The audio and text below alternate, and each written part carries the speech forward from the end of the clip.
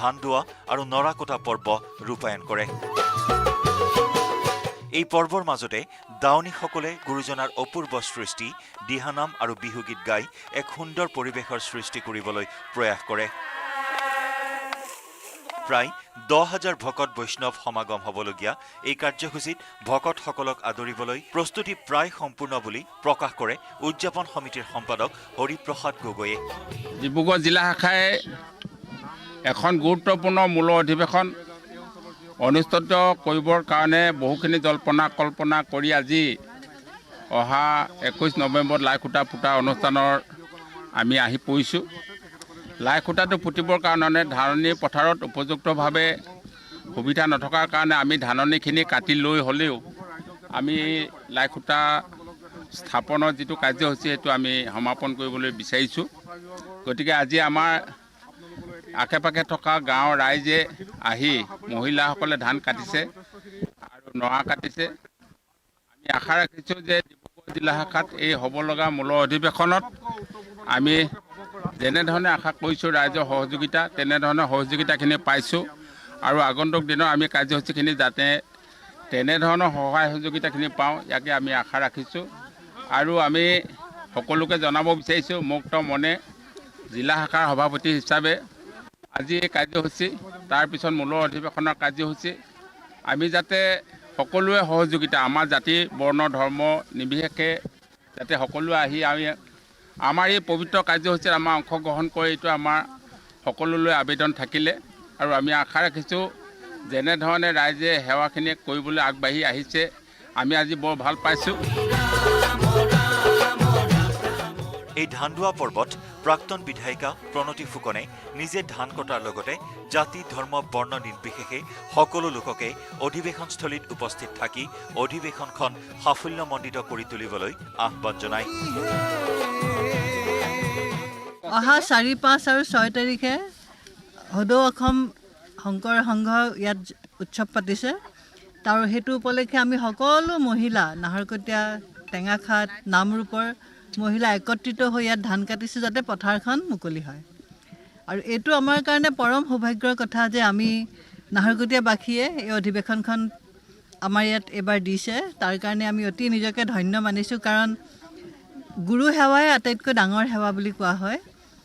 শ্ৰীমন্ত শংকৰদেৱ সংঘৰ অধিৱেশনখন ইয়াত অনুষ্ঠিত হ'ব, সেই উপলক্ষে আমি সকলোৱে অতি উৎসাহিত হৈছোঁ আৰু আশা কৰিছোঁ যে ভগৱানৰ আমাৰ গুৰুজনৰ শ্ৰীচৰণত এভাগী সেৱা জনাই আমি যাতে অধিৱেশনখন সম্পূৰ্ণ হয় সুন্দৰ হয় তাৰ কাৰণে আমি সকলোৰে একাগ্ৰতাৰে কাম কৰিছোঁ।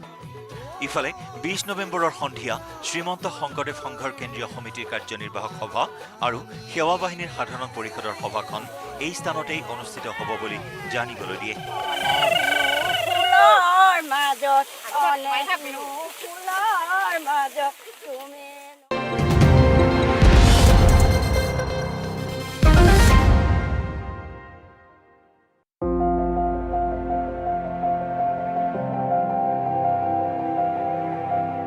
সম্প্ৰতি অসমতে স্বনিৰ্ভৰশীল হোৱাৰ বহু পথ আছে যদিও বিভিন্ন অজুহাতত একাংশ শিক্ষিত নিবনুৱা যুৱক যুৱতী ইয়াৰ প্ৰতি আগ্ৰহী নহয়।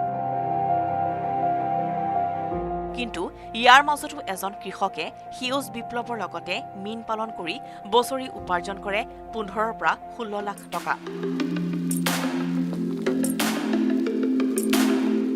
হয়, বহু লোকৰ বাবে প্ৰেৰণা আৰু আদৰ্শৰ প্ৰতীক হৈ পৰিছে শোণিতপুৰ জিলাৰ বৰজলা সমষ্টিৰ পিৰাকাটাৰ উদ্যমী কৃষক।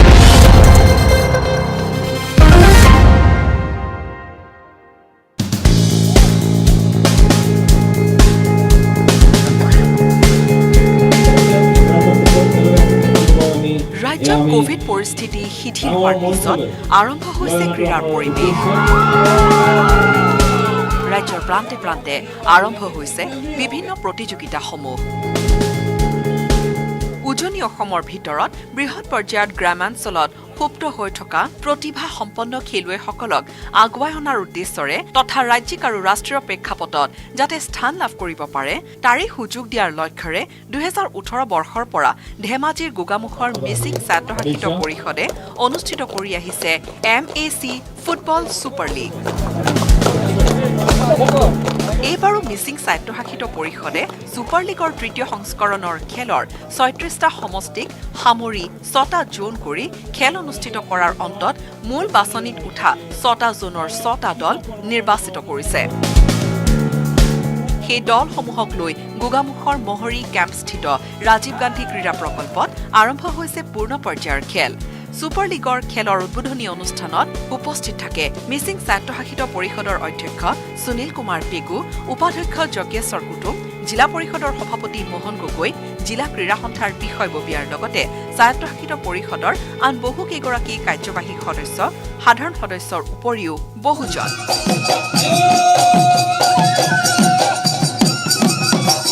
বিভিন্ন জনগোষ্ঠীৰ কৃষ্টি প্ৰদৰ্শনেৰে শুভাৰম্ভণি হয় অনুষ্ঠানৰ।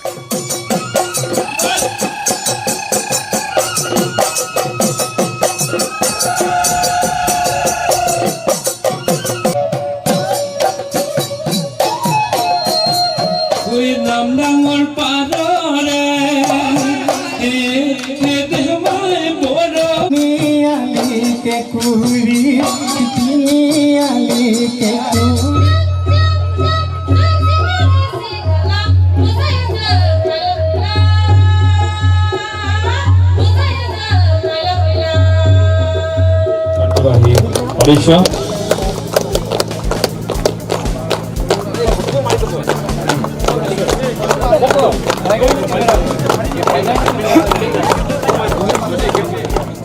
খেল উদ্বোধন কৰে মিচিং স্বায়ত্তশাসিত পৰিষদৰ কাৰ্যবাহী সদস্য প্ৰভাত বসুমতাৰীয়ে। প্ৰথম দিনৰ খেলত চি জোনে ই জোনৰ সৈতে খেলত অৱতীৰ্ণ হয়।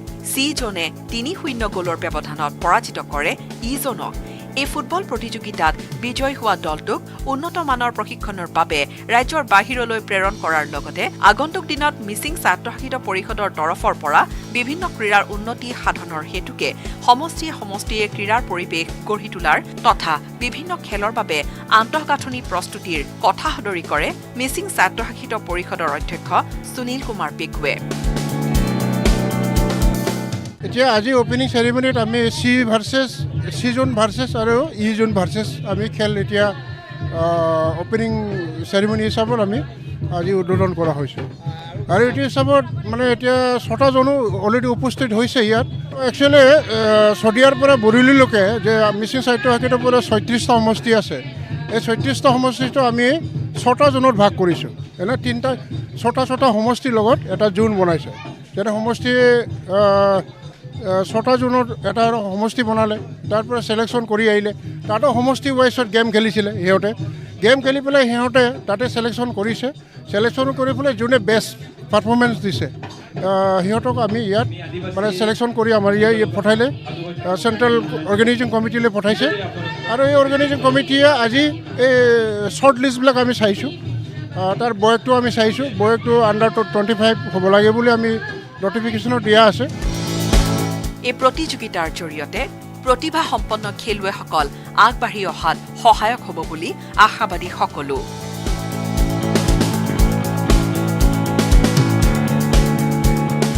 মিচিং অট'নমাছ কাউন্সিল এলেকাৰ যিসকল প্ৰতিভাৱান খেলুৱৈ আছে তেওঁলোকক উলিয়াই অনা আৰু এই খেলুৱৈসকলক আমি ৰাজ্যিক ৰাষ্ট্ৰীয় পৰ্যায়লৈ আৰু আন্তঃৰাষ্ট্ৰীয় পৰ্যায়লৈ ইয়াৰ পৰা আগুৱাই নিব পাৰে নেকি এইখিনি চেষ্টা কৰিম। এইখিনি এটা আমাৰ পদক্ষেপ এইখিনি। আৰু এই কাৰণে ইতিমধ্যে তেওঁলোকক প্ৰশিক্ষণৰ ব্যৱস্থাও কৰা হৈছে আৰু যিসকল খেলুৱৈ আছে তেওঁলোকক আমি আৰ্থিক সাহায্যও প্ৰদান কৰি আছোঁ আৰু কৰি থাকিম।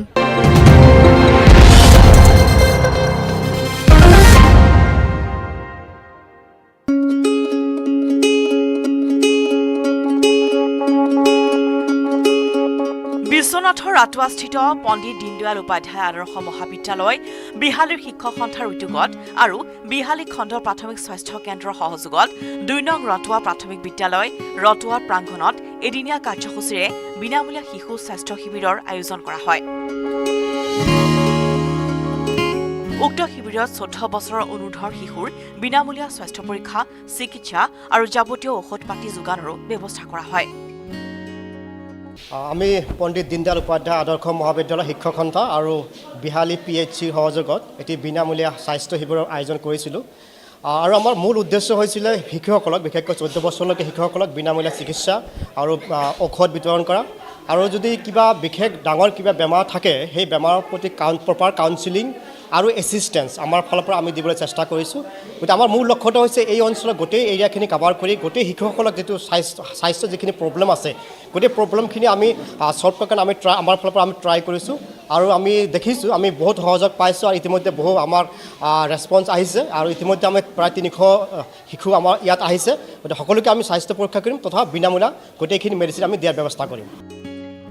সমাজৰ দৰিদ্ৰ শিশুসকলেও যাতে এই শিবিৰৰ জৰিয়তে উন্নত চিকিৎসাৰ সুবিধা পাব পাৰে তাৰ বাবে বিহালী শিক্ষকসকলে এই পদক্ষেপ গ্ৰহণ কৰিছে।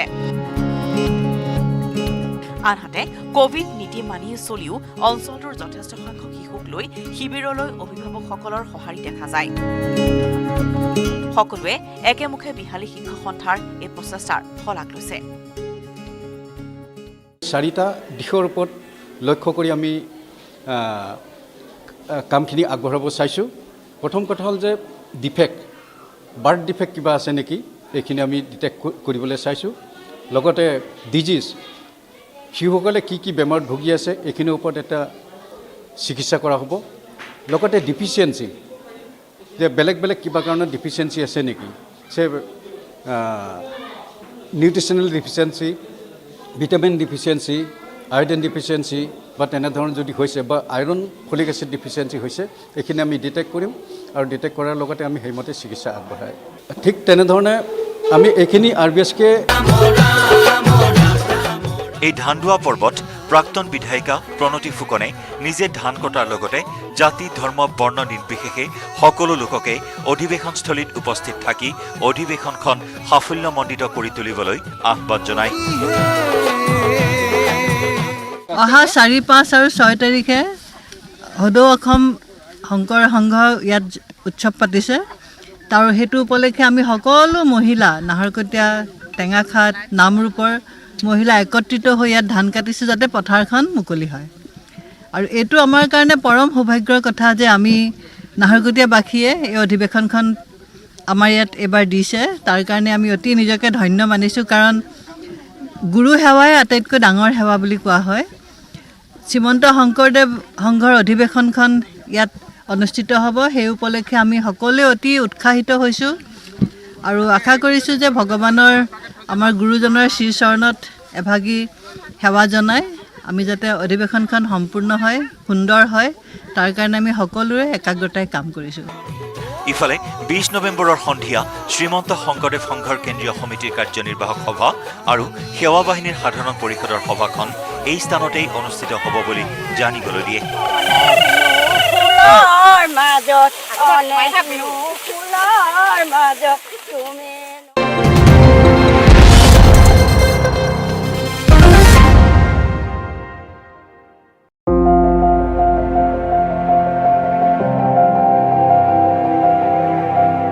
সম্প্ৰতি অসমতে স্বনিৰ্ভৰশীল হোৱাৰ বহু পথ আছে যদিও বিভিন্ন অজুহাতত একাংশ শিক্ষিত নিবনুৱা যুৱক যুৱতী ইয়াৰ প্ৰতি আগ্ৰহী নহয়।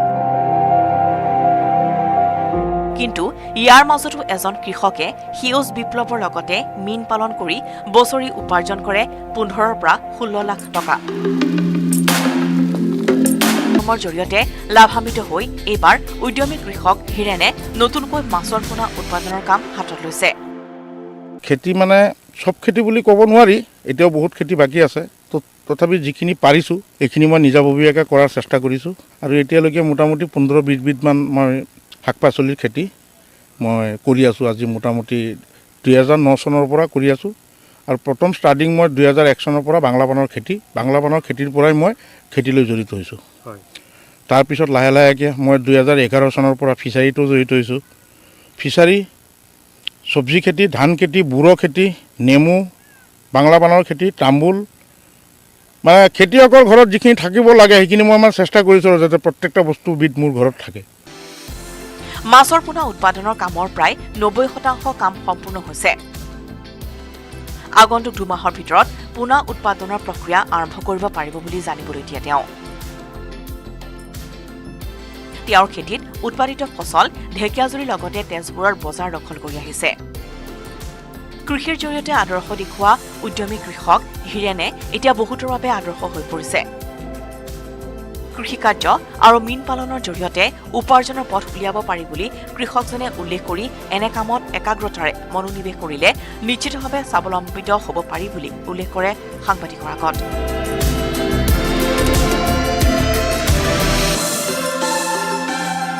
মই ব্যৱহাৰ কৰোঁ আটাইতকৈ সবল আৰু সতেজ cement Surya cement. Surya cement অটুট ঘৰ অটুট অসম।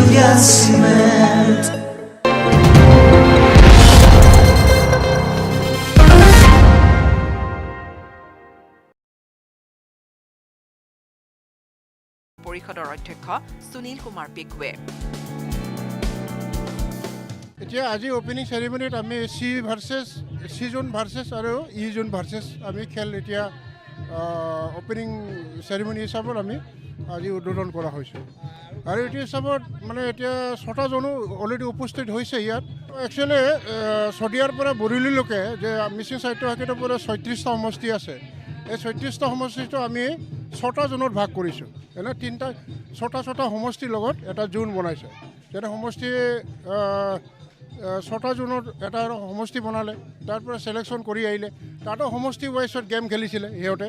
গেম খেলি পেলাই সিহঁতে তাতে চিলেকশ্যন কৰিছে। চিলেকশ্যন কৰি পেলাই যোনে বেষ্ট পাৰফৰ্মেঞ্চ দিছে সিহঁতক আমি ইয়াত মানে চিলেকশ্যন কৰি আমাৰ ইয়াত পঠাইলে চেণ্ট্ৰেল অৰ্গেনাইজিং কমিটিলৈ পঠাইছে। আৰু এই অৰ্গেনাইজিং কমিটিয়ে আজি এই শ্বৰ্ট লিষ্টবিলাক আমি চাইছোঁ। তাৰ বয়সটো আমি চাইছোঁ। বয়সটো আণ্ডাৰ 25 হ'ব লাগে বুলি আমি নটিফিকেশ্যনত দিয়া আছে। এই প্ৰতিযোগিতাৰ জৰিয়তে প্ৰতিভা সম্পন্ন খেলুৱৈসকল আগবাঢ়ি অহাত সহায়ক হ'ব বুলি আশাবাদী সকলো।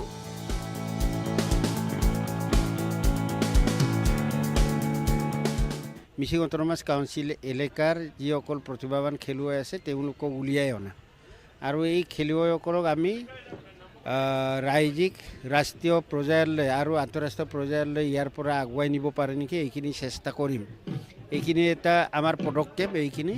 আৰু এই কাৰণে ইতিমধ্যে তেওঁলোকক প্ৰশিক্ষণৰ ব্যৱস্থাও কৰা হৈছে। আৰু যিসকল খেলুৱৈ আছে তেওঁলোকক আমি আৰ্থিক সাহায্যও প্ৰদান কৰি আছোঁ আৰু কৰি থাকিম।